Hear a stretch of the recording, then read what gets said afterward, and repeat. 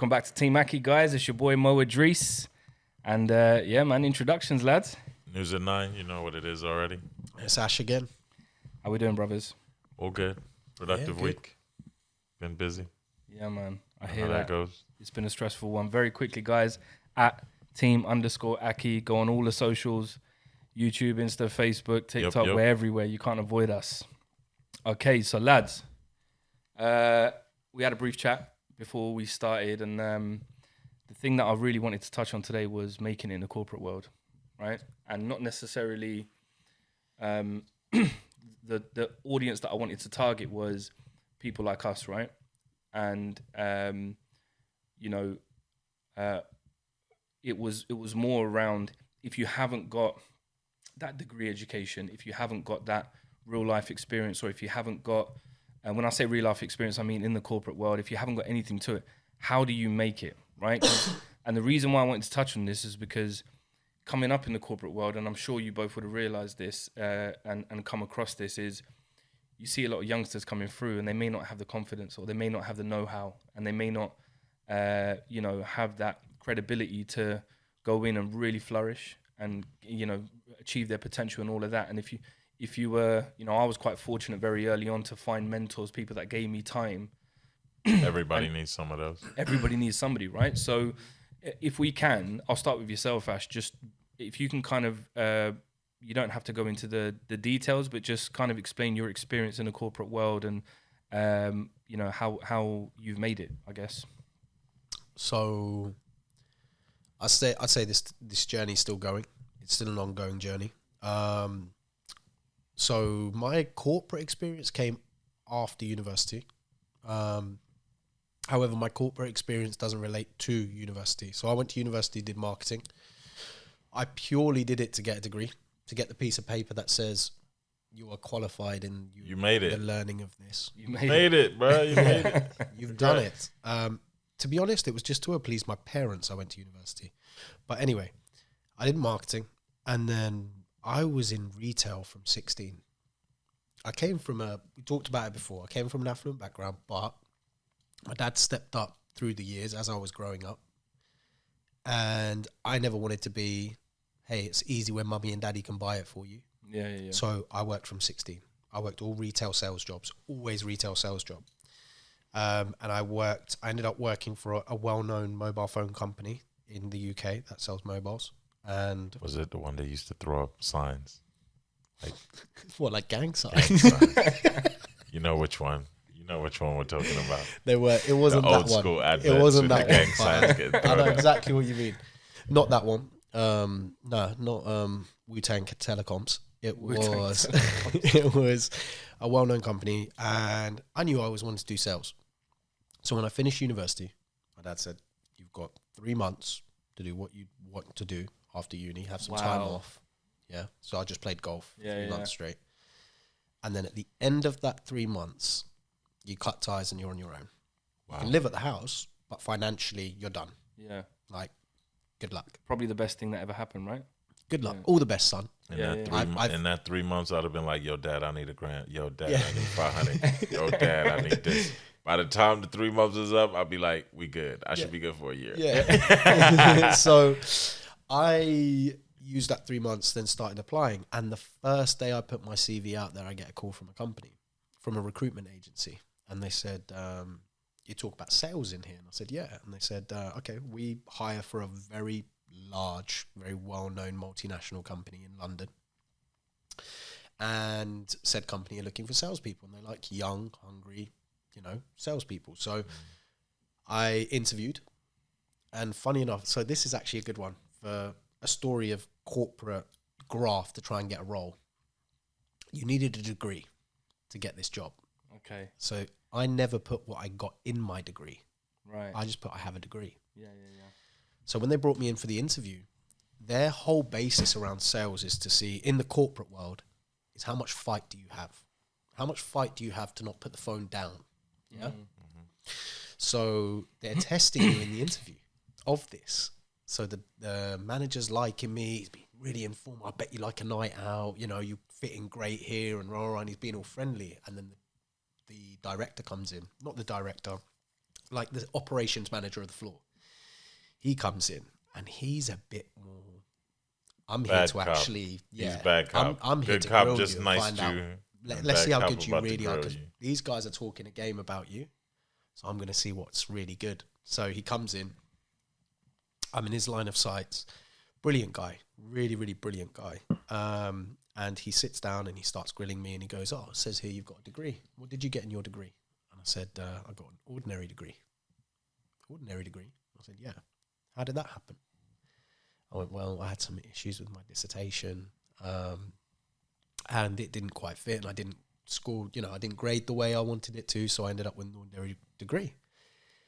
And long story short, he turns around and starts going, you know what, I actually think you didn't care at all about university. I don't think you wanted to be there. I don't think you tried. I think you failed, like really going in on me. And he's looking for me to have the fight to be like, no, let me explain and try and bring it around. But instead, I just completely deflated. And he went, and we had a bit more pleasantries. And he said, look, we'll get in touch with the recruitment agency. Thank you for coming. Oh, God. So I leave and I'm like, great. So I'm on the train. I'm on the way back. I'm on the underground.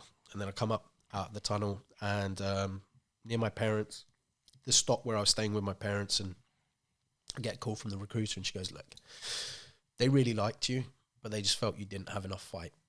They were looking for some fight from you and they didn't see it. So unfortunately, they are not going to offer you a position at this company. Yeah, be like that. And I wanted this job. Like, Deflated 2.0, bro. Bro, deflating. They were like, they want to see some fight. This is absolutely true, by the way. This is exactly what happened. They were like, you haven't got enough fight. And I went, okay, give me like 45 minutes. And she went, what do you mean? I said, give me 45 minutes. And she goes, what are you going to do? I said, just leave it to me. I'll sort it out. I got off the train at the next stop, walked to the other side of the tracks, got on a train and went straight back to their stop. Got out, walked into their office, went up to the receptionist. Oh, hey, you're back. And I was like, yeah, I need to speak to X and Y, please. And she was like, oh, okay, have a seat. And she calls them. And she goes, they'll be down in a moment. They're just in a meeting. I was like, okay, cool. So I'm sat there thinking, oh, man, here we go. Like, this is a do or die moment. I have to make it work. So they walk in. The operations manager straight away goes, you haven't brought a gun with you, have you? And I was like, no, not at all. Not at all. Wow. like joking around. He even turned up for that. He said, hey, just. He was like, you haven't brought a gun, have you? And I was like, no, absolutely not. I just need 2 minutes of your time. And he was like, okay. Pulls me to a room and he goes, look.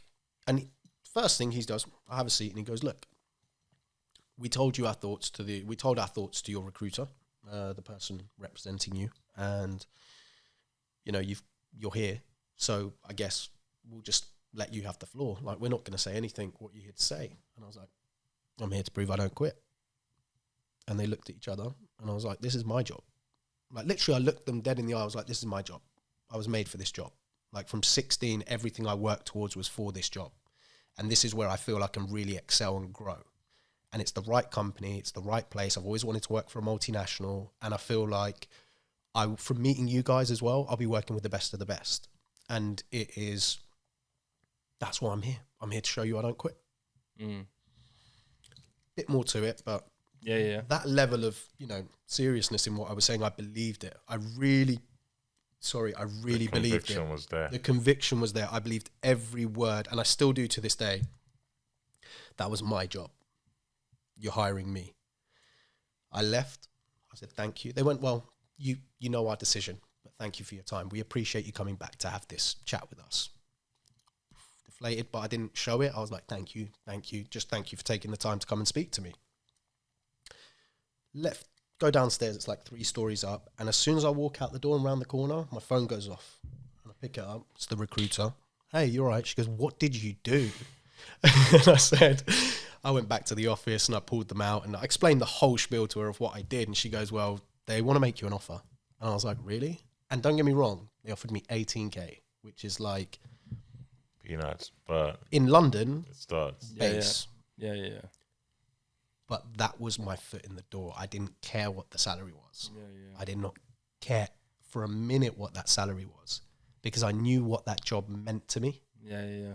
And the importance of it. If we ever make a movie of Ash's life, we got a scene right there. Yeah, we've got the scene. That's Right the opening there. scene. Scene right there. That's the opening scene. So if we go to, because I want to get into the details, there's a lot to unpack there, yeah. But if we go to today, would you say you're glad you went into this, and is it what you expected it to be?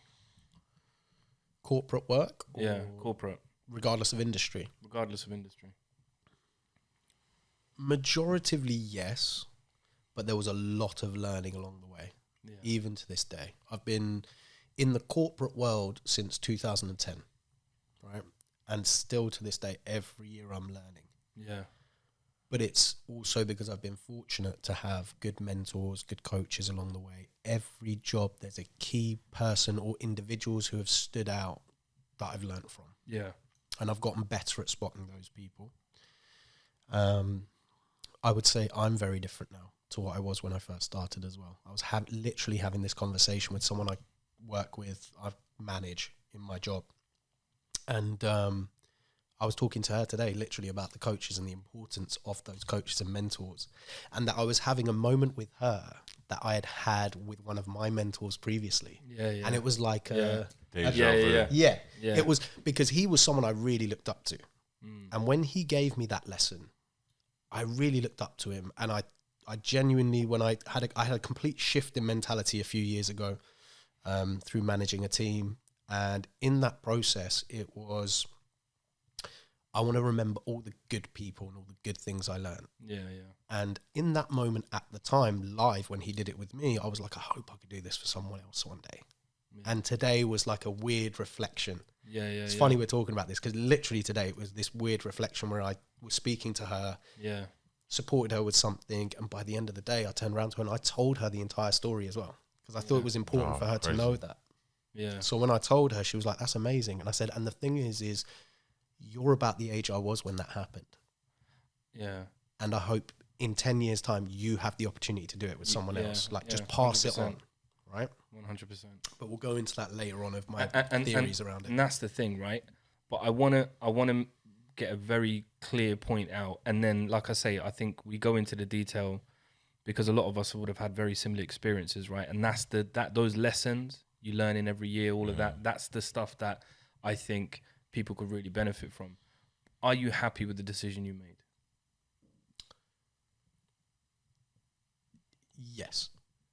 Yeah. Why do you hesitate? Why do I hesitate? Because you have that moment where you think of the dream job or like what if I had done this? No, that's not the answer. So the answer is because the journey's not over yet. The journey's not over yet for me. Yeah. That's the answer. Yeah, that's a good answer to it. Yeah, but yeah, and this gets you to that. This gets you to that position that you want to be. Yeah. Okay. Yeah. And those two things are really important for me, and I'll come back to that. Yeah. So, Neus, I want to pass the mic over to you, my brother, and if you can just give us a little bit of a summary of my life, your life. Bro. I'm not so corporate. I am corporate now, but I wasn't always the corporate man. Yeah. Nah, man. Look, I'm similar to Ash in the sense that, I didn't go to uni. Nothing panned out the way I wanted it to. Straight off the bat, I won't lie. But I kind of was raised in a way just where I was raised by hard workers. So that just applied to me. So whatever I put my foot into, I do to the best of my ability, man. And I've had every job under the sun. So like I said, I ain't as corporate as it might seem I am now, but not, I'd probably say 5 years deep in the corporate kind of world. 5 years now, yeah. Yeah, it's about 5 years. I'm still fresh. I'm some of y'all done double that now, I'm sure. But yeah, I would say, look, I just worked hard. I just got into it. Ash was actually the person that introduced me to the industry that I'm in currently. Funny enough, I used to do something totally different. I used to drive cars for a living. Yeah, I remember you telling me about that. Yeah, and don't get me wrong, one of the best jobs I ever had. The pay sucked, though. So definitely, if you think about getting money, go into the corporate world because you can't go wrong on that side of things.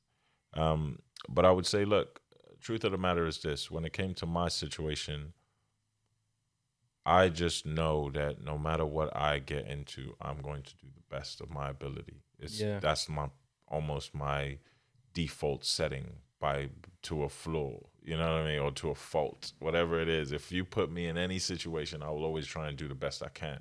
A lot of it is about learning in it. And I would say I came in at a different situation. I came in a lot older. You know, Ash, from the story he just gave us, his entry level was quite young still. You know what I mean? I came in a lot older, and I'm a lot more determined to jump into it because I was a lot older. I'd already done all the other things. I'd done everything under the sun.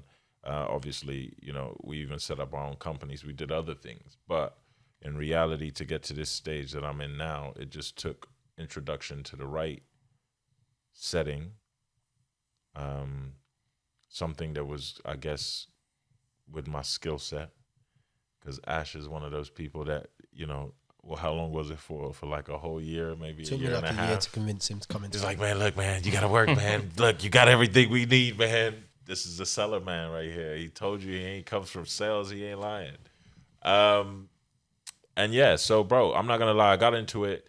I took Ash's advice. I'd done some other work before, obviously working in the field I'm in now, but... So very quickly, you two don't work for the same company, do you? Nah. Not anymore. Not anymore. All right. Not anymore. Okay. But yeah, I would say, look, after getting my foot in the door, this man helped me do that. The rest was just on me and learning. And I think learning is the biggest part of anything. Anything you get into, in order for you to excel at it, what were we talking about earlier? Golf, right? Mm-hmm. It's very much so a very similar model to what he said about golf.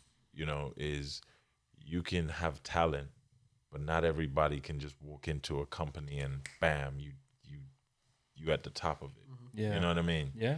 You just can't do that. You might be good at something, but you might not be good at everything across the board. Very similar to what I said. So it was actually a very good analogy, to be fair. But yeah, I would say, and just so off camera, what Ash was saying was, when you go in and you learn to play golf, it tells you a lot about your character. And humbles you. Yeah. It's the most humbling sport out there, in my opinion.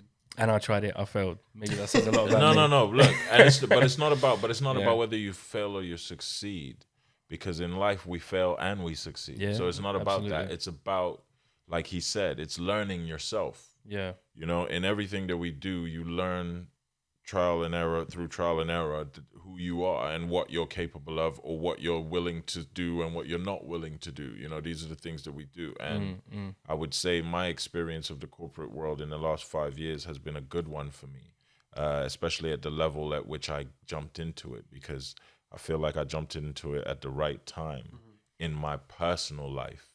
Yeah. I'd gone through a lot, come out at the end of it and found something that literally, like he said, if we were comparing it to golf, kind of humbled me and allowed me to take a step back and really learn what I was doing. And then once, the first 2 years of doing that, learning and actually really learning and taking it on board and utilizing what I've learned and everything I've mastered, I almost feel like one of the older people in that building. And I'm probably not. You know what I mean? And it's just down to implementing the things I have learned and showing everybody the level of whatever you want to call it, whether it's success or just a performance. Yeah. And people say, okay, cool. So, okay, he knows what he's doing. And then next thing you know, you're the person giving everybody advice to a degree. Yeah. So it's circle of life, isn't it? It's a funny situation, isn't it? And like my story is very similar but very different in many ways. Like when I started properly working when I was 19. I got married at a very young age. So I got married at 19, and that gave me the kick. Before that point, my parents didn't really encourage me to work, but they said it was good to. My father was a very wealthy man, so I didn't ever really feel the need to go and work. But when I got married, it was like, I've got to stand on my own 2 feet, got to be a man. So prior to that, it was I might last a week in a job, I might last a month, and it was all about the people I had around me. If I was enjoying it, it's cool. If I wasn't, I'm out, right? I remember one job I had. It might have even been down to circumstances outside of that. I remember my people going, hey, we're doing something this week. I ain't going to work. Yeah. Like, it's a bad call, but I got to do it. Yeah, You know what I mean? and I remember there was this one job I did where they did this raffle. So every Friday, everybody paid £1 to dress down, right? Okay. Snap. Okay. And that pound put you into this raffle. Top prize was £1,000. Next week somebody comes up to me and they're like, "Yeah, you won the £1,000." I felt like I'd won the lottery, boy. Wow. And bear in mind, because of Pops, I'd seen a lot more money than that. Do you know what I mean? But it's I free. was on, it was free, and I was on at that point very similar to you. My dad didn't say to me, "You're on your own," but I wanted to be on my own. Absolutely. Do you see what I'm saying? So, Absolutely. So it was like I got a bag now. I'm out, and that lasted me nothing but a week. Do you know what I mean? Because it was quite a few nights out and the rest, right? But when I actually started, I winged my way into this interview. So my sister had been working for an IT company, managed service provider. Okay. And I said to her, "Look, I'm married now. I want to sponsor the visa." My wife was from Pakistan, so I went to sponsor the visa, do it all on my own. I said, "I need a job." So she lined me up an interview, and I walked into this interview.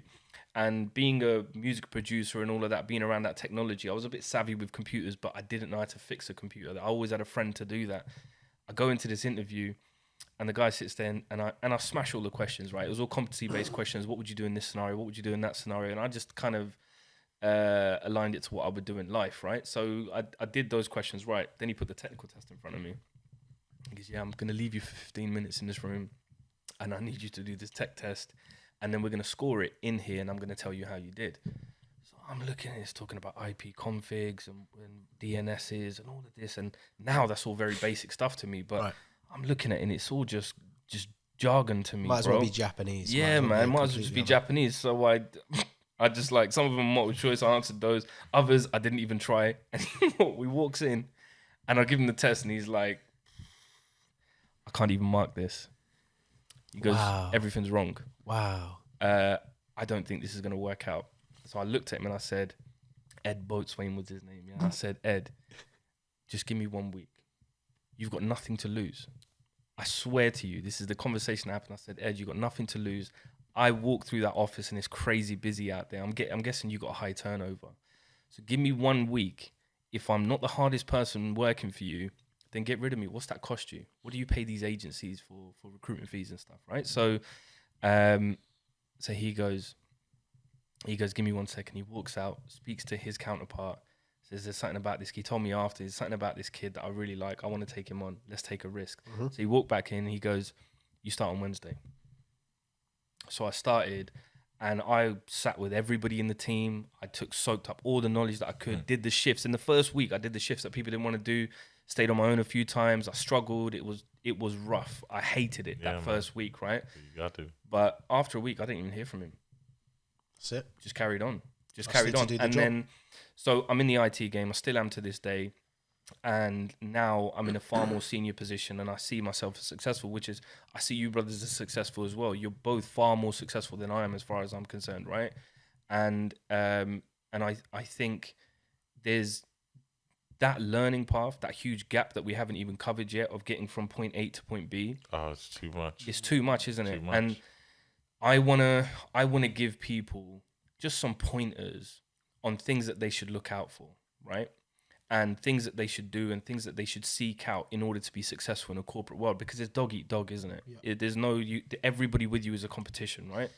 So, Yeah. so Yes what's and in a no. way. Yes Yeah. and no. what's the I was going to say yes, Yes and no. It Yes and depends. no. It depends on the people. So, for instance, even just speaking to both of you just now, I mean, don't get me wrong. I've had a few different interviews that have ended up in very similar or funny situations in themselves. But just speaking to you two, and also I've spoken to you before, Taz, mentors, things like that. You know, having people that see the potential in you as well. These are very big key factors of also moving forward. You know, as much as your hard work pays off, it's also the other things. Can I add a layer to this? Yeah. So this might be specific to me, but I've definitely seen other brothers go through this stuff, right, and sisters. So the culture I come from, very particular, right? A successful, educated, working person is a doctor or is a solicitor, lawyer, that type of thing, right? Skill set. Or you have your own business. Yeah. Right, and that's considered from the Sunnah, from the teachings of the Prophet Muhammad, peace be upon him, right, is to have your own business and to be a tradesman. So And then you've got navigating through the culture as a young man, and you tend to align a lot of your experiences in the corporate world to that personal experience as well. So I really struggled with authority. Really struggled with authority when I went into the corporate world, right? And there's a lot to unpack about that. I really struggled with feeling like I fit in, because in my community I was always told that I was different, and white people are like this and black people are like that and this and Arabs are like this, and there was always a stereotypical view of anybody that wasn't from the subcontinent, right? So you go into this world, whether that's naturally you or not, you've got these perceptions of people around you. I really struggled with senior management, directors, and I felt very intimidated. And I felt as if I wasn't bringing much to the table. The thing that was my saving grace was my work ethic. Didn't matter what I did, I was gonna be good. Do it 100 million%. Because, yeah, bro, like the same thing I tell my kid when we talk about football. You can be the most talented person and be the laziest person, and you ain't getting nowhere. The person who work hard, even if they ain't the most talented person, they likely to get somewhere. You see what I mean? So you've just that's definitely gotta be a key factor in anything you do. Is your work ethic has to be on point. Hugely. I have be on point.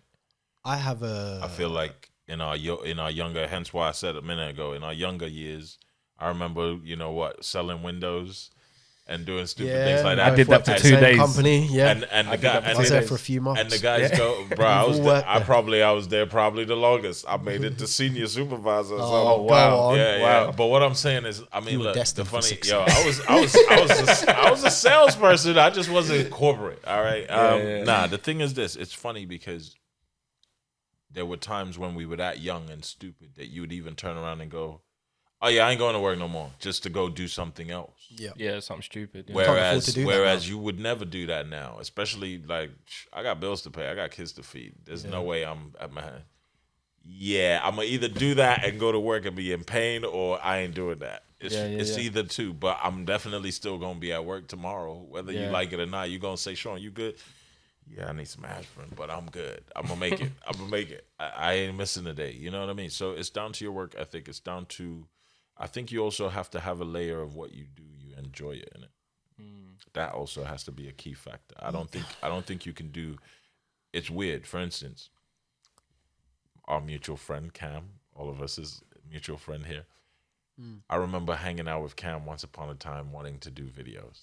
Yeah. My friend does it. Yeah. Doesn't seem you so copped bad. a DSLR as well, didn't you? I copped the I remember that. I got the camera. I bought the editing equipment. I remember that. I've invested in a lot in my lifetime, but I don't mind it because I still took, even up till to this day, there's still learning that I took from that. I might not be the best editor in the world. I might not be the best filmographer in the world, but I learned a thing or two in my process. So I'm not knocking it. But it's funny because I used to see my man do this, and I used to think this looks so cool, man. Yeah. Like, bro, this and Cam makes it look good, he's bro. Living his He makes it look good. He's living his best life. He's doing his hobby. This looks so cool, bruh. When I wanted to do it, it just wasn't me. Yeah, it wasn't my thing. I couldn't get into it. It just never stuck. Didn't you go on a couple of shoots with him? Bro, I went on every shoot with him. I used to sit with Cam till 3 a.m. Cam used to give me footage to edit with him. Wow. And don't get me wrong, like I said, I learned a lot from the process. But what I also learned in that process was, this ain't my thing, though. Yeah. And that's why I'm not getting it. Yeah. This is your thing. This is something that pertains specifically to you. This is your skill set. As much as I enjoy what you do, I don't enjoy doing it. Yeah. But then we've all known him. You've known him for a very long time. You guys have known him for a long time. And again, he's another person that I would put up there as in a successful world right now. Doing very well for himself. But the thing I always respected about him, which goes back to what we were talking about, is the graft. His the work graft and the sick. Patience. He was doing his hobby, and he was so patient with that hobby. But I believe that was the beautiful thing about it, because it was something organic. I think when you enjoy something, it is such a thing that it's not a chore. Yeah. Whereas when you have to do something, or when you're trying to do something that's not necessarily in your I like being creative, but I don't want to sit in front of a video for 20 hours chopping everything Bro. and moving But he things did. around. But this is the thing. But 100%. this is the thing. Whereas his passion is, I made this idea from the, and I think that was always the thing. I'm following you, you're filming, but the actual creation is in your mind, and that's it. So, You know what I mean? but it So- also has a big part with, you mentioned this earlier, right? Neus mentioned this earlier, and it's a key point, is timing. yeah, Timing's Yeah, a yeah, key yeah, yeah, point. yeah. Timing Like, is you can have a hobby and you can graft. So going back to my corporate experience, it's not till 10 years later that I feel like, not even that, 11, maybe 12 years later, that I feel like my career is now starting to be successful. Yeah. Up until that, It was the grind. eating a horrific sandwich, put it that way. It was Yeah, just, it wasn't, there were ups, there were downs. There are times where I felt like I was doing an amazing job and being underappreciated. There were times where I've had credit taken away from me at certain companies. My first job, loved every minute of it. My second job, really enjoyed it. Had some struggles with sales sometimes, because it is, the moment you take your foot off the pedal for 1 month, it That's it. destroys your future Yeah, months. yeah, And then you have to regraft everything up. And at the time that happened to me, unfortunately, I wasn't in the best headspace. And just like golf, you have to be in the right headspace to do well in corporate world. You have to be in the right Yeah, that's true. headspace. The reason I said to you golf is the most humbling sport is it's a good test of how good you are to be humbled.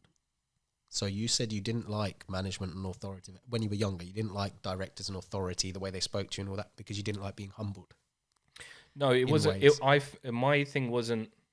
Yeah, that was definitely a part Feedback's of it. I think feedback's No, part no. of it, but there's I think other elements as well. it was intimidation. They didn't Absolutely. even have to say anything. I really struggled with authority. Absolutely. And like I said, that's got a lot to do with my upbringing and that type of thing, Absolutely. right? And it's funny because I was going to mention that when you said it. I was going to say the funny thing is I never struggled with that, but that was down to my upbringing. We got raised by other people. We were sent to boarding school. That was mad. Yeah. So you have to know how to deal with It authority. takes a quite village to raise quickly. somebody, yeah? Absolutely. But the village that raised me was quite an intimidating bunch. Yeah. So that's why. I call a spade, right? But sorry, you were saying. So for me, I was fortunate enough to begin with. As I said, I kicked the door open to get my first job. My second job was the first time I was approached by a company to say, we feel like you're being undervalued. You know, you could be doing so much more. They offered me a 10K increase in salary. Which is unheard of. That's right? how much they believed in me. Yeah. And I went in as a more senior person to show the current people that they could take the same product they had and offer it at a higher value and still close deals. And we did that well, but I ended up parting ways because I had a few tough months and I wasn't in the right headspace. My heart was in my hometown of where I grew up, and I enjoyed London, but it got to a level where I was like, I don't want this for the rest of my life. Yeah. I don't want the London life for the rest of my life, because my other half was in a completely different city. You know, she was still building her university education to know what she wanted to do, to have to come to London and try and settle down. And by then I need to be earning it. And it was just crazy. But what I had built up salary, like savings wise, could buy me something quite nice back in my hometown. And I won't lie, everyone I worked with in London who's gone on to become phenomenally successful, like phenomenally successful. They're dotted all over the world. They're directors, they're vice presidents. Do you regret that? Do you regret? No, because I've been fortunate enough to learn from a lot of them and still be friends with a few of them. And the learnings I took away from those people, I try to transition to people I work with now in my hometown. What I mean is there a regret in you to not have stayed in London and gone through an even tougher period to then maybe be where some of these guys are? No, because for all I know, you've reached there already, right? I don't know. We talked about There it. can't be. It's time and circumstances. There can't be, so yeah. yes, if my other half was there with me and we both had that career there, and hence we why I could said it and can't do all be. of that, and Yeah.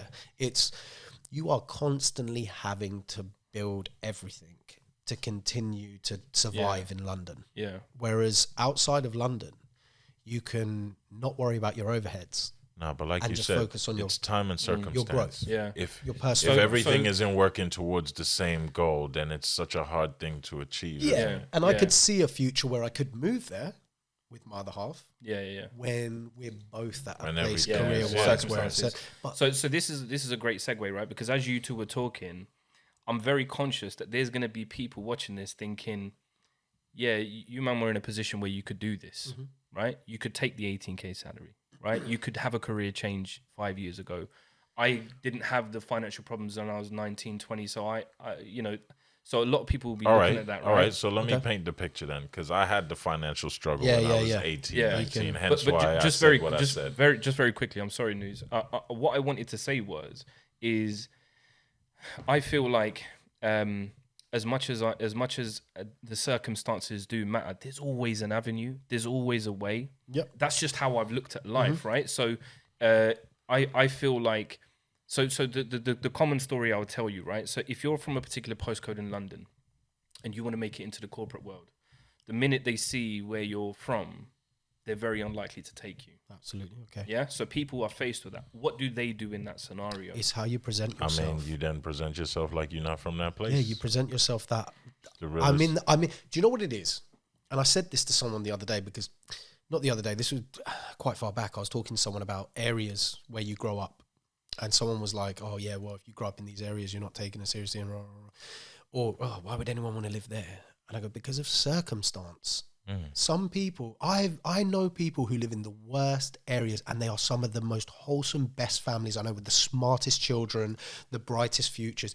But circumstance, the circumstance means they can afford to live in that place, but they are happier than most people I know living in multi-million-pound houses, because they understand the value of that time, and what it means. And a good example is the friend I told you about who moved abroad and is now hugely successful. Two friends. I had a friend here who was in crippling financial situations. Honestly, it was. For him, it was just a real bad headspace to be in. And he moved abroad, and within a few years, paid off everything, allowed his parents to retire, bought them vehicles, took over their mortgages, cleared all their debts. Like, really well. This guy literally went from one circumstance to another just with a shift in location. But his mindset was ready for that. His mindset Sorry, I jumped in on you earlier as well. You were saying something.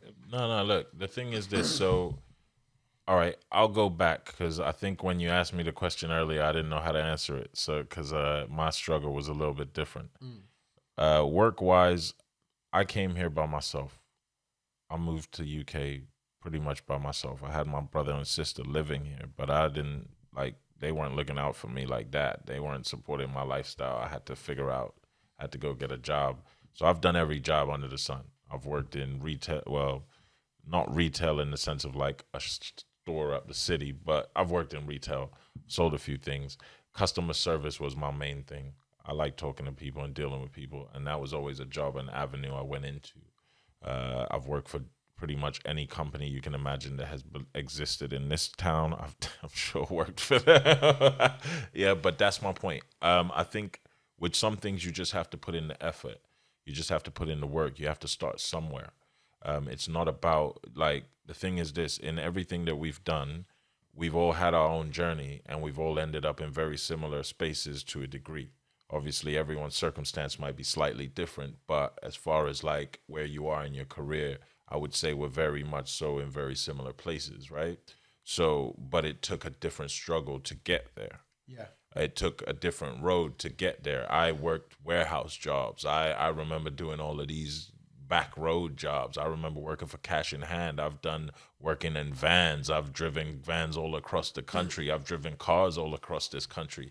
I've done too many laid back, but in everything that I did, I was always successful at it because I always worked very hard at it, and that was always the thing that always stood out. Yeah. So when you now get the chance to move forward, or when I am hanging around with my peers and my peers see, man, Sean got 5 jobs. Then he say he was driving to Scotland. Then he was doing this. Then he got something to do on the weekend. I remember Ash telling me, bro, do you ever actually just sit and chill? You stop. Do you stop, bro? You're always working. Yeah. And I was like, bro, I got stuff to do. I've got things I'm trying to achieve. It's wasting time for him. As much as I, and it took me a long time because I also had a factor that made me believe I couldn't be in the position I'm in now. We've had a chat about this. What was that? Yeah. Go on. So obviously back in the day, we get into our problems, we get into our little situations. Your boy got into some troubles that kept him a little bit restricted. And yeah, so by the time I got out of those situations, I was under the impression that, yeah, man, look, there's certain places you're just not going to be able to get into. That's the mindset that I was given. Yeah, That's what I wanted to That's ask the you as well. mindset I was So- given. It wasn't what I believed in myself, but it was the mindset I was given that, yo, this piece of paper is basically to ruin your life. If anybody knows about what's on this piece of paper, you ain't getting nowhere. Nobody want to hire you. Nobody want to do nothing. But guess what? It's funny because it affected me. It affected me, but it didn't. I think that's such an important point. Sorry, Ash, I know you No, want to. no, go on. I just think, again, there's going to be people watching this. Maybe they've got into the wrong path, right? Had some trouble with the authorities. Maybe their personal circumstances mean that they're 1 month away from getting kicked out their house. Maybe their circumstances mean that they've been battered and bruised so much that they just don't have the effort. And I just want to very quickly, Ash, I'm sorry, I'm conscious. No, that you wanna make a no, point, don't, right? don't take your time. There was this one kid. So the not this company I'm in now, the company I was in before, right? I hired a bunch of apprentices, and there was this one Bengali kid from Luton, right? And he didn't even have the money to get to where I worked, to the office to do the interview, but he applied for it online. And then I looked at his CV, and obviously he's an apprentice, right? So he's got literally no experience, nothing at all. I looked at where he's from, and part of it, I am going to say, was the fact that he was an Asian kid from Luton, and I know how tough it can be there, right, to go out and make it. So I thought, I'm gonna take a long shot here. So I called him and I said, how can we meet? He said, well, I'm in Luton, so could you meet me here? So I took a drive over there. We went to Dunstable Road, a place called Ambala, right? Anybody who's been to Luton will know Ambala, right? So I went in Ambala, I got him some food. We sat down and we were munching up, and I said, right, talk to me. Why do you want to get into this? I've taken the time to come and see you. This needs to be worth my while. And the kid just poured out all of his problems.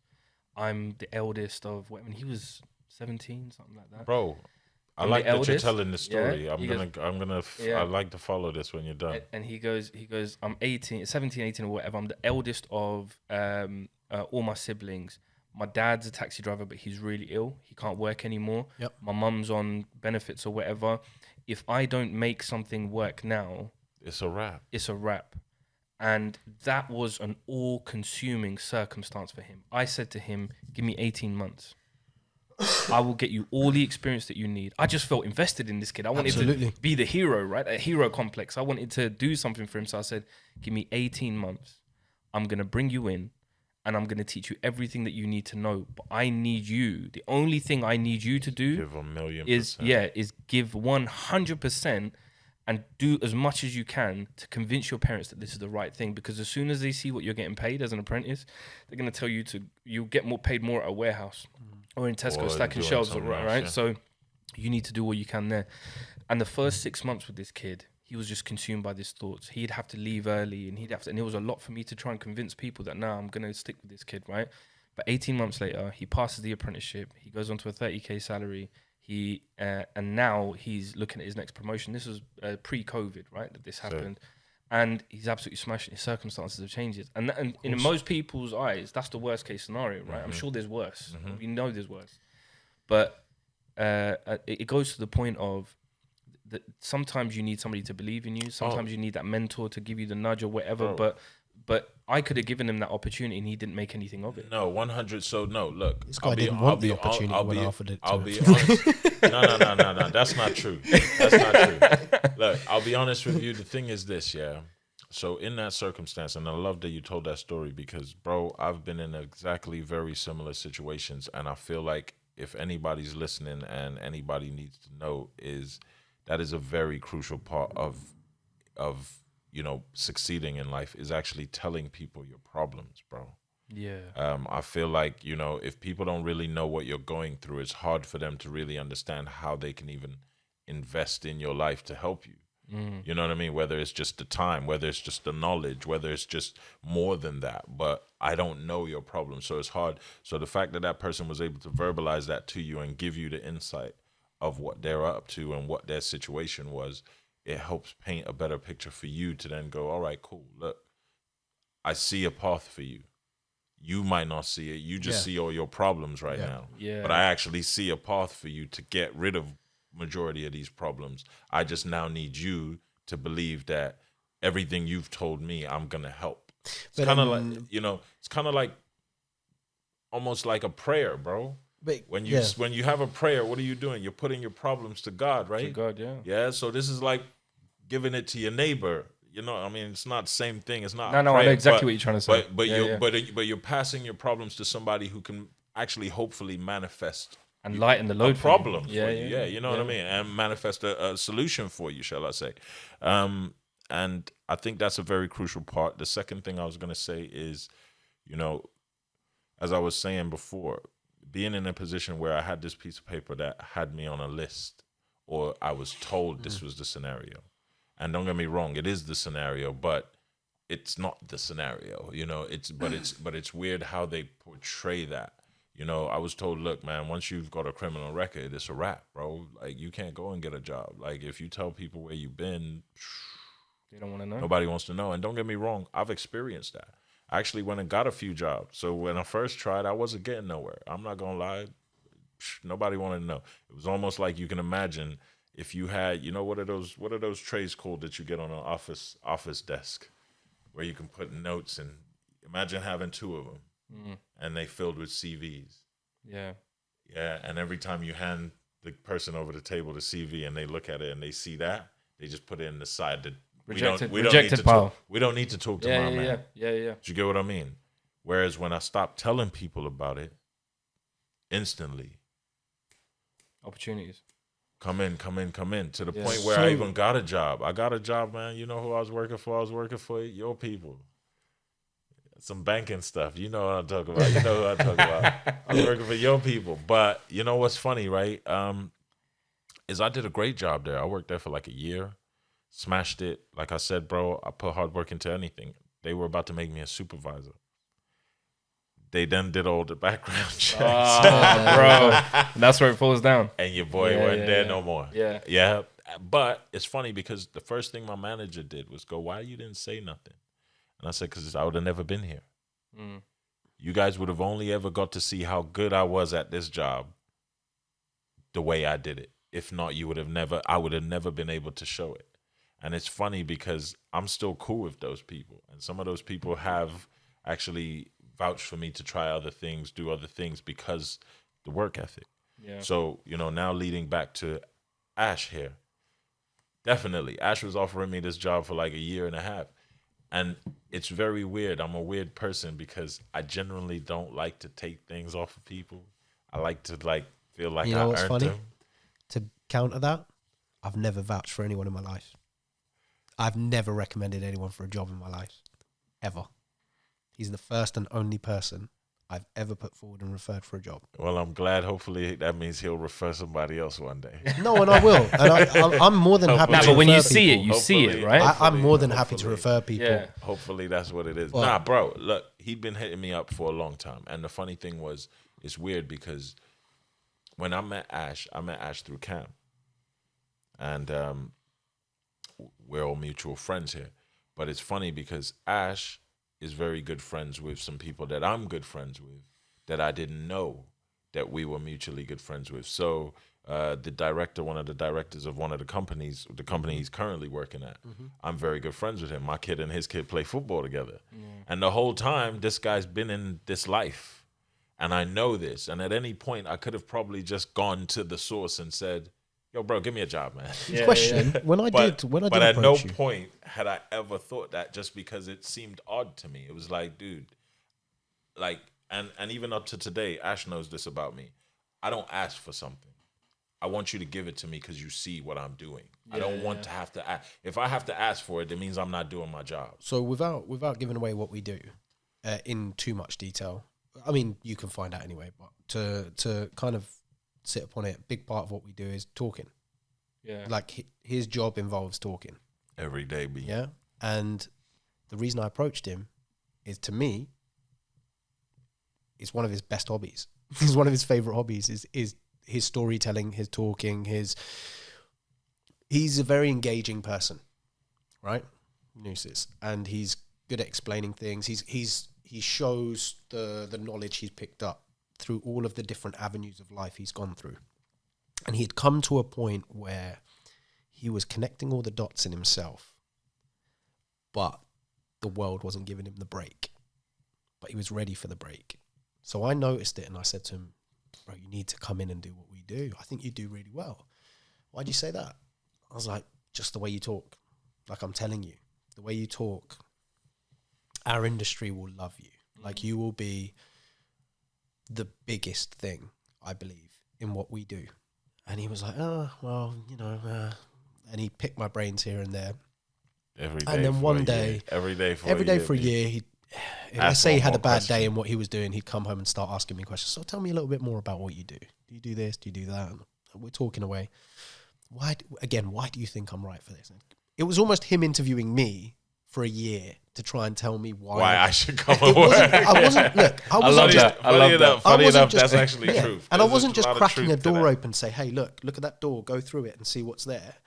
I literally had to open this door, come out of the door, grab him by the scruff, and drag him through the door whilst he's grabbing everything on the way, being like, I don't know. Or questioning the whole thing. Do you know what I mean? That's funny.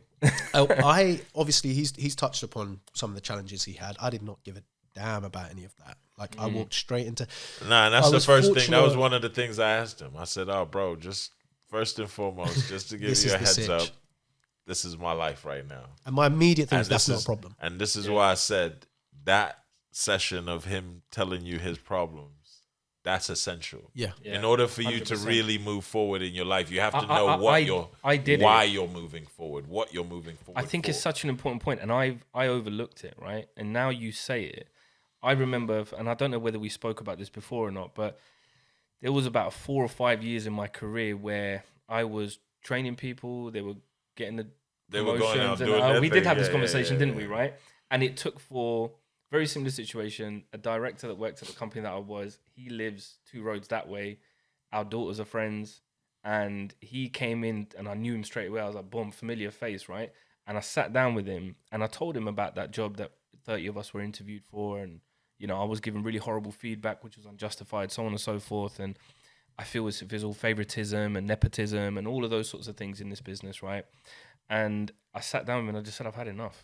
I've had enough of going for opportunities that I know I'm built for and ready for. Nobody wants to give me that shot. And he goes, I get it. I've literally just come from that, which is why I'm here now. And believe it or not, at my level, it's worse, right? Because there's only a certain amount of directors, right?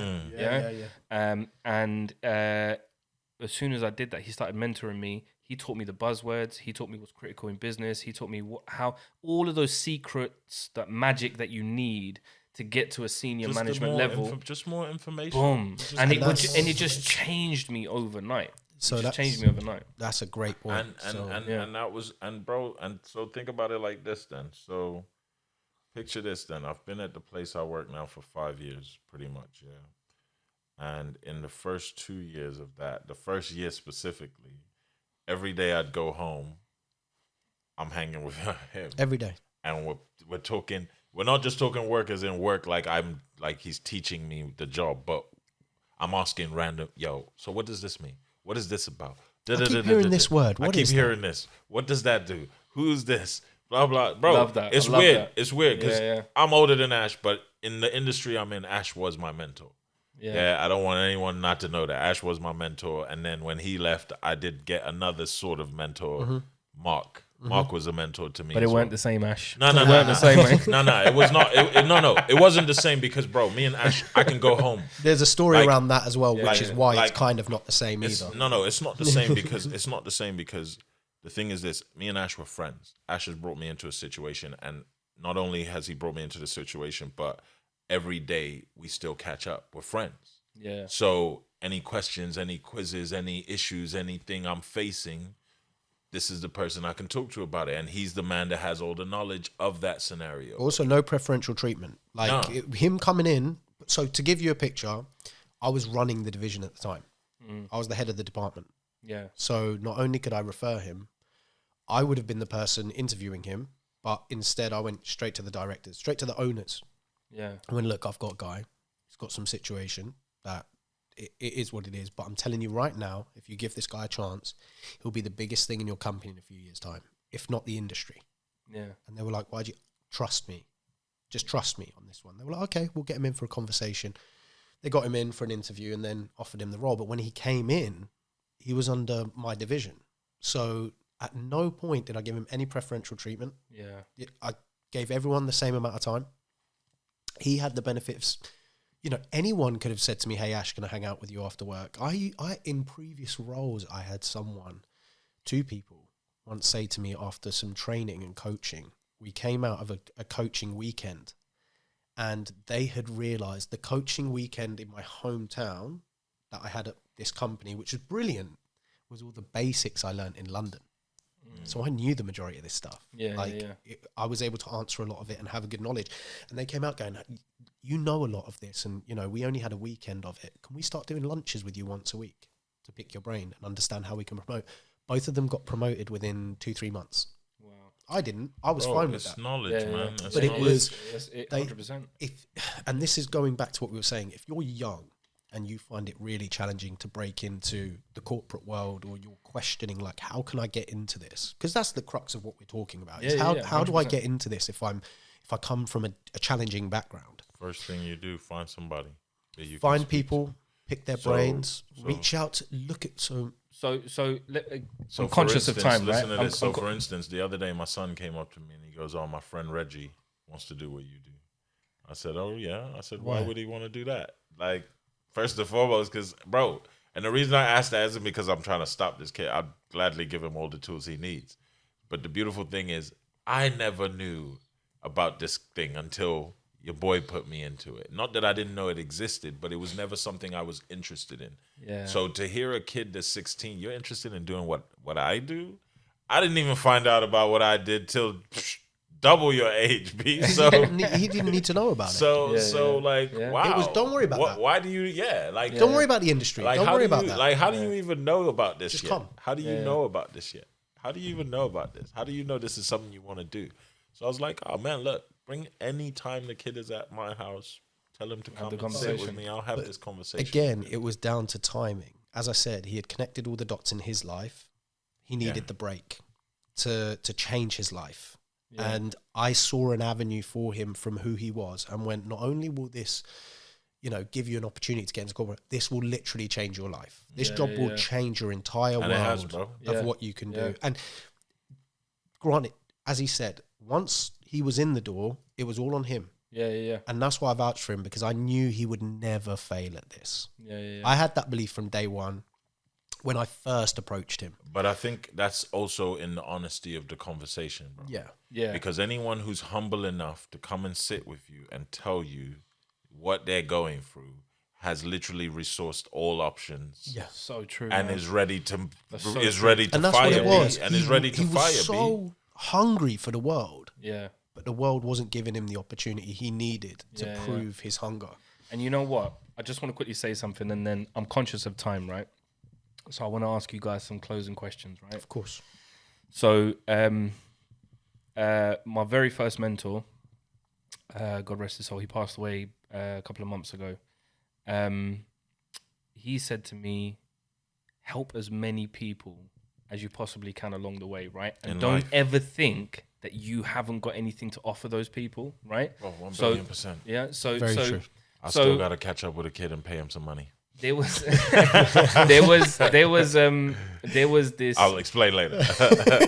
There was this hub based out of our hometown, right? Yeah. A massive hub, 400-500 people in there. Cam's been through there. Kaz has been through there.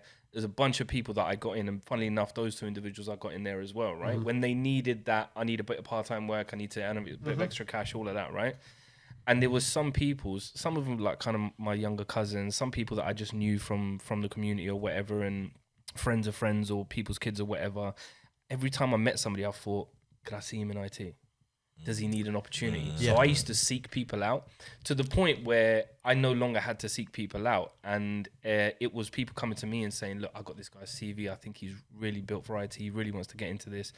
And from one meeting with that person, one phone conversation, I knew if it was the right thing or not, right? So there's a few people I rejected, but others that I definitely helped. And I 100% stand by that now. And over the last, since COVID started, a lot of our operations are moved offshore. And so I can't give those opportunities that I could.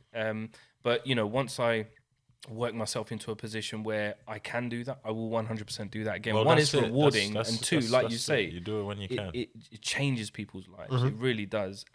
So anyway, That's why I kind of like the industry we work in. yeah. And even when I said to Yours is rife for those opportunities, isn't it? Absolutely. So one thing Ash said to me, Ash said, "Oh, would you ever leave your job and come and work with me, or what would you do if you left this job?" And I was like, "Bro, I don't think I'd want to do this job again." And he went, "Why?" And I went, "Because the disappointment of leaving all them people." Yeah. That's really the hardest part for That's me. what It's it not, is. It's Yeah. not the job. It's actually the relationships I've He's built. so invested in the relationships he's got with I'm, people. I'm good with these And people. They're like my people now. It's almost like having your own little. It's like having your own little country. Yeah. I run these It's people. your work family, bro. It's your work family. But what he 100%. does, look, without going into detail, it's the recruitment world. Yeah. Without going into detail, it's the recruitment world. And one thing I always try and tell people is, look, recruitment can be very muddled as a profession because a lot of people lose track of what they're doing for the person and they think about what it's doing to their pocket. Yeah, yeah. And I had this convo literally earlier today. And unfortunately, that's where it gets muddled. And where to be successful in our industry is stop thinking about your pocket and start thinking about the game changing you're doing for these people. Yeah. Like these people you are a leader of your own business when you work in recruitment, regardless of what company you work for. You actually are running your own business. Yeah. Because one day you can take your pot of people, your reputation, and you could start your own business in recruitment. Not that it depends what you want to do depends on what individually. your avenue but is, yeah. the thing is that it's you are your own brand. This is someone entrusting you. This is someone's mother, father, son, daughter, whatever it might be in relation. And I think the biggest thing for me, and I said this to somebody today. We were literally having this conversation today, and they said, "Oh, what do you think the difference is between you and some of the other people here?" And I said, "Because I give a shit." And they went, "What do you mean?" And I said, "I don't mean it like these guys don't care about the people they work with, but you will find that there is a cutoff point. They're 9 to 5 with it. I'm 24/7 with it. I'm invested in these people. These are my people. If they got a problem, I got a problem. Goes back to that graft and empathy, man. I got a problem. It's You know what I mean? celebrating that. It's celebrating the earning you get off of that job I like instead the- of yeah. celebrating. I just found someone employment. And I like that word you used about brand.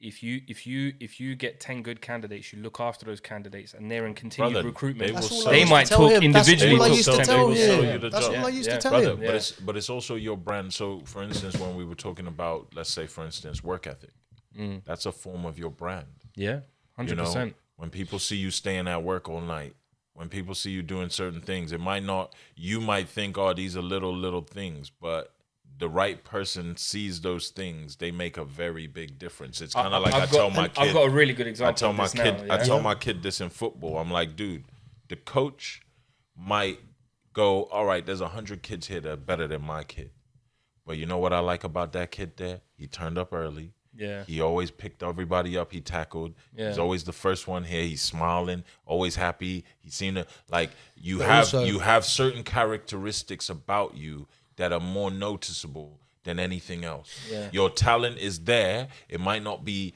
up here, but because of what you've got in talent and because of all of this other stuff, you're miles pick ahead you. of Yeah, yeah. everybody. And it 100%. goes back to with the talent side of things. Sorry, I'll it's let right. you get to the point. But they're saying it's not what you know, it's who you know. Yeah. So I've had that a few times because I've got promoted in my industry because I'm friendly with higher The right senior people, management, yeah. but I didn't get the job for that.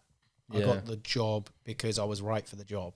Yeah. And a couple of times I've heard it's not what you know, it's who you know, I guess. And then my response always to that is it's not who you know, it's who knows you. Yeah. It's not about who you know. Yeah. Because you can Because be you a could know a nobody million people and still the not be good at it. Yeah. You could be smashing it in your job, especially in sales. Yeah.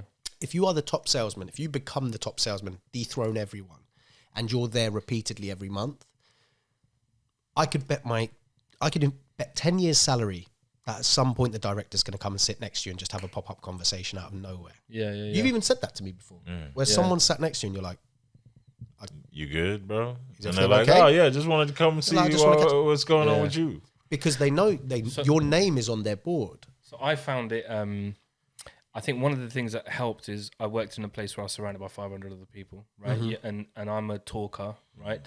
All three of us are talkers, right? We like to network, we like to meet new people, all of that sort of stuff. And Networking. I think that was a really big contributor to what I'm about to say. But I started in a company, worked there for 12, 13 years, left, branched out, went to London, did that whole life, came back, and now I'm back at that company, right?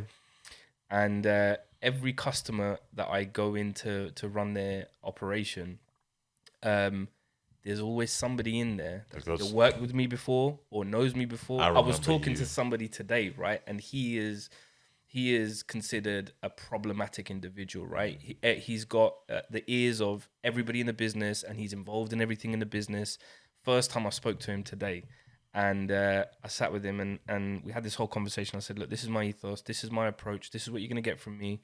And you can almost see me as an inside man, right? In that I will fight for you. If your IT needs this, then I will go into my business and get you that. But I need to know that it's a two-way thing, right? So I'm having this whole conversation with him, and he goes, look, at the end of it, he goes, I want to end this on a positive, because it was a really, we've got a lot of issues with IT, so it was a heated conversation. But he goes, I want to end on a positive because I like you, I trust you. But I've also met people in my business who said they know you and they've worked with you before. That just gives me an added layer of comfort. So that networking and that working with you and that brand, I want to go back to that. Such a big thing. But I've said this 3 times now. I am conscious of time.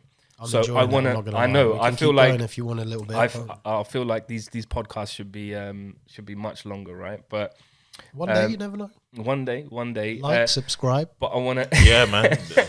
What he said. You heard it. What he said. I want to ask each of you if you could name 3 things, 3 lessons, right? 3 bullet points that you think are crucial for anybody to know when they're getting into the corporate world. What would those 3 things be? And if I may, I'm going to start whilst you guys think. Please. Right? So the first thing is absolutely get a mentor, right? We touched on that earlier. All 3 of us have said that at some point in here. Get somebody that is relatable, you can talk to, you can be honest with, you can have those heart-to-hearts, and who you're not afraid. Who's going to give you unbiased opinions, right? The next thing is be ready. Get yourself ready for that opportunity when it presents itself, because it absolutely will present itself. I like that. And then the last thing for me is have a plan, whether it's a 3-year plan, an 18-month plan, 5-year plan, whatever it is. I have the end in mind. I want to get to this point. What are the things I need to do to get to that point? What are the people that I need to rub shoulders with? What are the opportunities that I need to get? What are the shifts that I need to do? What is the knowledge that I need to learn? That's bang on. Yeah? Bang on. I think we all live off that, the future planning. Yeah, future planning. Huge part. So those are my 3 things. Yeah, that's and I think those 3 things have really helped me get to where I am now, 100%. I would agree with those 3 things. I would probably say, if I was going to say anything else, I'd add only one to it. The one I would probably add is take knowledge from everybody, not just the people you feel that their opinion is important. Because I find like a lot of people don't listen to everybody. Some people only listen to the people that they feel they, like you pointed out, some people are only best friends with the directors because they feel those are the only people I need to listen to and pay attention to. Because if I'm in the eyes of those people, then I'm getting the favor. Yeah. But like you said, a lot, and I really like the way you put that earlier. It's not who you know, it's who knows you. Because at the end of the day, I can know you. Doesn't mean I'm the best person for that job. It just means I know you, and you as a person making the best decision for your business or your company or whatever you're running. You're not going to hire the person just because they're your friend. You'd at least want them to know. You'd at least want to know within yourself. As much as he's my very good friend, he's absolutely amazing at IT.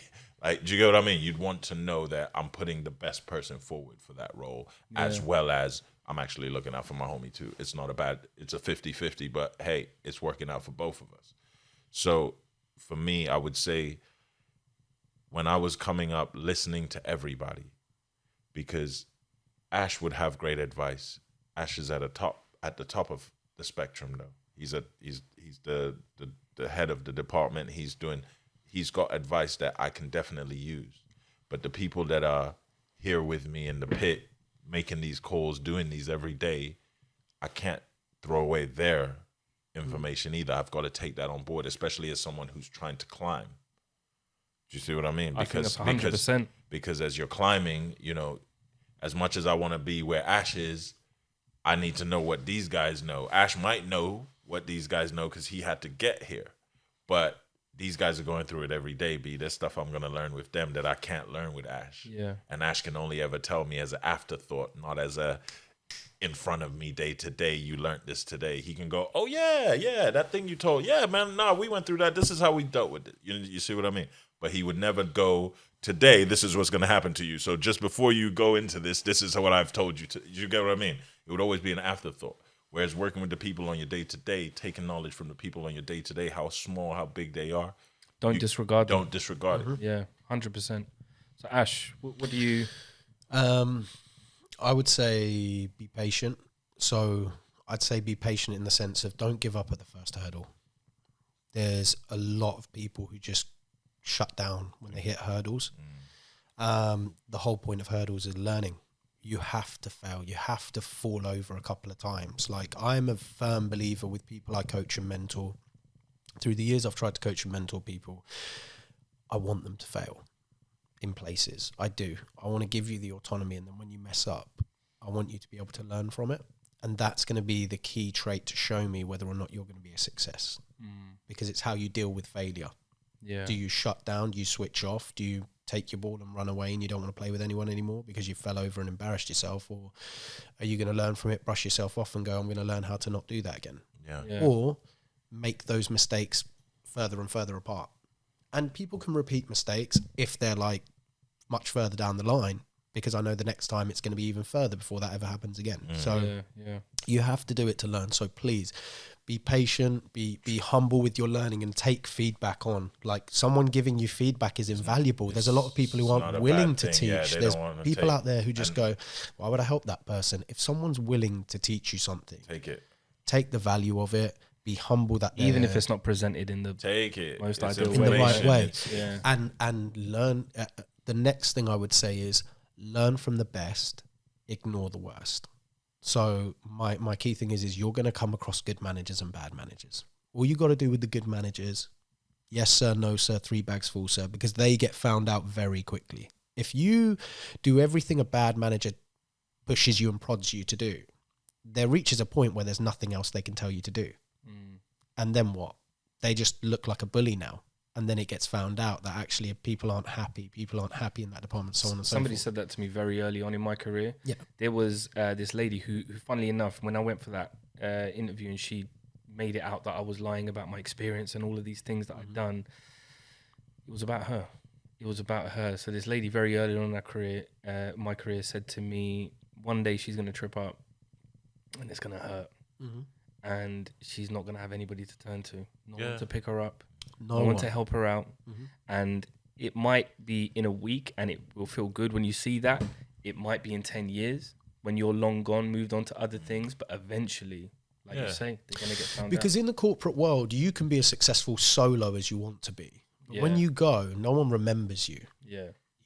I'll give my final point in a sec, but earlier you mentioned about, influence and support as many people as possible. I'm a firm believer in the ripple effect. So when my time on this earth is done, be it, touch wood not, but be it tomorrow, be it 100 years time, whatever it might be, I would want to ensure that once I'm gone, my name's gone. I'm out the picture. However, my name can live on in a lot of other people. I want to make sure that I am 100%. I am reaching people and supporting people. I'm talked about that support to go on to the next layer. So that's the ripple effect. If I teach the closest influence to me, the people who want my time, the power of that for the future, especially if they stay in the company, the power for the future, you can change an entire culture of a future business in 10 years time by changing something today with someone. Yeah, 100%. Because that person can go on to be a huge It's like raising the next generation, isn't it? Exactly that. And you have to invest in the next generation. The last point I want to make to anyone who's young, who's hungry, who's trying to get into it is never get too big for your boots. Because when you do get into the door and you do start doing well and you have that first year or two where things start picking up, never walk into anywhere and demand that they have to do something or you're gone. Never think you are invaluable to a company unless you own the company. I mean, even then that can be a problem. Even then, but still, never think you're invaluable to a business. There's a lot of people who think they can demand promotions and demand raises and demand this. If you're not happy with what you're getting, and that's the case, or you feel you're being undervalued, look elsewhere, because you might end up going elsewhere and finding that comes at a price. Or that culture can't be replicated from where you're at, and your time will come, but it has to be noticed, and it will be far more rewarding if it's noticed. When it is, 100%. And if you then genuinely can say to yourself, I'm doing everything to have that position and that money, but they're not paying attention to it, raise it with someone, the key people who are the decision makers. And if they say no, look elsewhere. Don't waste your time and energy doing that. Yeah. Because it could be a case where you could be more valuable somewhere else and take this learning elsewhere. But I did it once. I worked for a company. I took my ball. I left. I was planning to leave the industry. I ended up staying in the industry. I ended up becoming the head of that department. And then that company that I trusted so much and thought this was the change of moment in my life in the corporate world, just to give you the side of the other side. 2 months after, I got a text to congratulate me for having the best month ever. I was given a phone call to my desk from the boardroom to say, have you got 2 minutes? I walked in, and even with a chuckle in their breath of like, hey, how's it going, guys? Yeah, good. But we're going to be honest, we're going to be terminating your contract today. That's literally how the conversation happened. And they did it in a way where, know your laws as well, everyone. If you're inside 2 years, a company can just terminate your contract without any... Law is important, man. Yeah. And a lot of young people don't know this. I even learnt it recently when that happened from an employment lawyer going, how long were you there for? About 1 year, 11 months and 2. Oh, sorry, I can't help you. And my sister prepared me saying, look, I know this person, and if they can't help you, they're very blunt and they end the conversation. Yeah. That actually changed not long ago. It was within the last decade, wasn't it? That and then I ended up going back to the original company. Yeah. And the learnings I took from that into what very I'm doing similar now, here. I'm getting patterns here. I left, I came what back. I do now. Yeah. And the beauty of it is I'm going back to a company that's 20 times bigger. Yeah, like same. so much bigger. Same, yeah. And you then go from being a main person cog within the operation to humbled more, and you've got to learn again, and you've got to learn how to be a cog within a much bigger machine. When I left, I was that level, right? I was head of. And then when I left, I went to London, all of that sort of stuff. I had to continue the senior roles. And then I don't know whether I told you, brothers, this I definitely told you this, Shanks, but after my pops passed away, I thought it was a year of managing his estate here, Pakistan, everywhere. And I took a year out. When I went back, I went in at a lower level, back to the same company that I grew up in, where I was a head of. And so many people were surprised. When they saw my name and my title in the address list, they were like, what? Something went wrong in his career. It wasn't. It was a personal choice. Yeah. But this time, I'm not starting fresh. Yeah, exactly. No, I've heard that so many before, right? Exactly. I've got all of this wealth and knowledge. I'm watching seniors above me, some people that were lower than me when I left and now are senior, and I'm not precious about it. I don't care about titles. Exactly that. And I'm starting to see things completely differently now. And it's just now, I a year in, I started a new promotion. I mean, I got a promotion last week or 2 weeks ago, whatever it was. I told you brothers about that. And Congrats again. Thank you, man. And I know those promotions will continue to come because I'm learning from such a different place now. Yeah, and you already about have the culture. Such a wealth. Yeah, exactly. But man, it's also 100%. also about that culture you're in. So I came back to that company because of the culture. Yeah. And to talk about patience before we go, 13 years after I started my corporate, I started in 2010. 13 years later, I'm only just now at the happiest I've ever been in my corporate life. Yeah. And it's because the people I'm working with. Oh, that's a key the factor. The coaches and mentors I have 100%. in place. My coach and mentor is almost like an older brother to me in the way he real talks me when it needs to be, but he does it in the right way. And even today, Neus was almost pertinent to this conversation I was having with him is just before I picked him up, I was literally thanking him for humbling me on last week. He literally said to me, I can see a very different, your headspace is everything. Like you are a phenomenal individual, but it all rests on your headspace. And he humbled me on that. Yeah. And since that conversation, we're only on Wednesday, and I've had people this week being like, "Oh, you seem really different in your step. Oh, your approach to playing table tennis has changed, and my golf has changed just in a week because my headspace is in a completely different place." Yeah. And that's pretty much it. And That goes back to like, patience. I just I'm conscious you want to say something. No. I mean, we're gonna say a few more Yeah. things, but yeah, I'm sure we're good. So headspace is a big thing, and I think one of the phenomena we're dealing with at our time is the amount of people with depression, anxiety, panic disorder, just a like lack of confidence overall, right? Big time. Life does a lot to beat you up, and I think the more you talk about it, the worse it becomes. We had that in the last one, didn't I? About what I feel makes a man content, but you know, in those moments, I think my job in some way, shape, or form, I'm not going to say save my life because it was never that deep, but it pulled me out of being like drowning, because I had the right mentor. I had somebody who he had that illness where he had shorter limbs, like one of his legs was short, one of his arms was short. There's people who were born around the same time as in 50s, 60s. They had this condition. I can't remember what it's called, right? So he has always felt disadvantaged. This guy, when he types, this hand doesn't really operate like normal hand would. He can't move his fingers around, and he's learned to type with one finger like this, like moving his, and he types faster than anybody I know, right? Yeah, you make it work. And he's become a senior manager. He's used his personality. He knows his face doesn't fit, but he knows his work ethic, his knowledge, everything. It gets him there. And he was the one that I had. And this is why I always say God is at work, man, because I needed that individual, and he was there.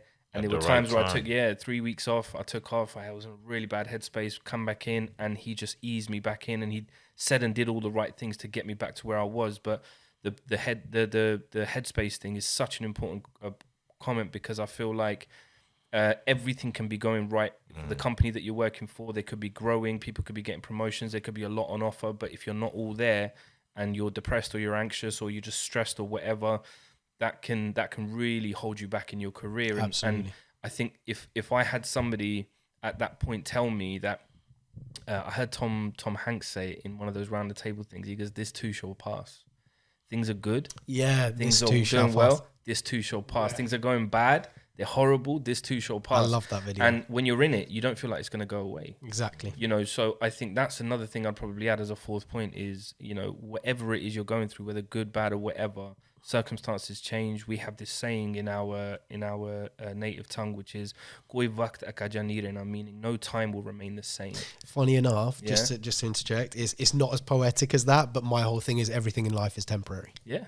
Life itself is temporary, right? Everything in life is temporary. If you're one of those unfortunate people that grow up born into a war-torn country, society, economically, everything is horrible. You never, at some point, your life will end. 100%. So everything is temporary, isn't it? Not just the experiences, but life itself, and 100%. And that's the whole thing is and I said this to you. I used to say it to the guys that I used to manage. I say it to people to this day that I mentor and coach.